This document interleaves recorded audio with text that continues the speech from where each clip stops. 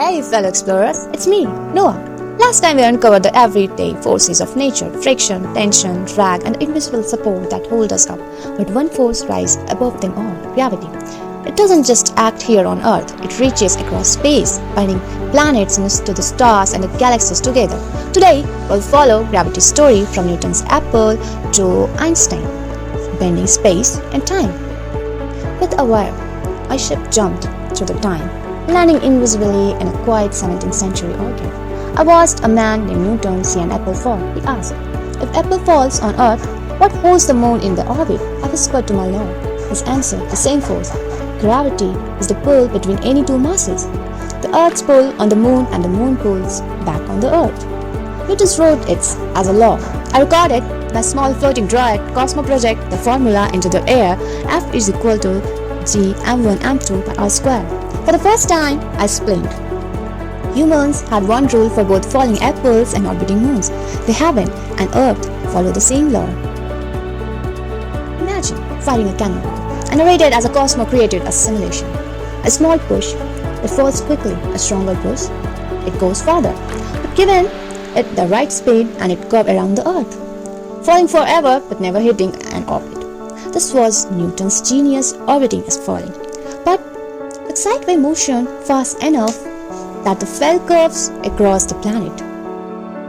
For 2 centuries, Newton's gravity ruled, but my ship and I jumped forward again. Einstein asked, why would masses pull each other across empty space? How can Earth reach out to the moon? I was the famous scientist at his desk, pondering this very question. His answer was radical. Gravity is not force pulling at a distance, it is blending of space and time. I exclaimed, Cosmo project, a trampoline. A heavy bowling ball sank into it. Mass tells space how to curve, and curved space tells objects how to move. I rolled a marble nearby, and it spiraled around the bowling ball dips, just like an orbit.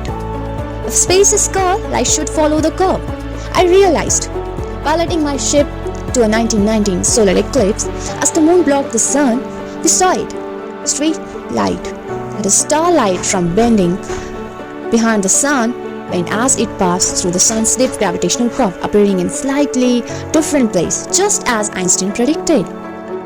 Einstein also predicted that their strong gravity time slows down.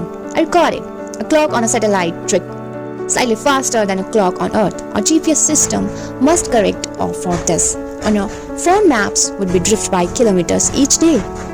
And what happened if the mass bends space enough? Not even light can escape. I whispered, steering my ship to a safe distance. Before us was the ultimate form of gravity, a black hole. It was a place where space was bent so steeply that nothing could climb out.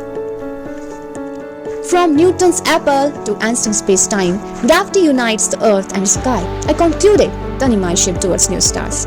But explorers, gravity is not the only one of our 4 fundamental forces. Our next journey is to find others. The forces that create lightning and the fire inside the sun.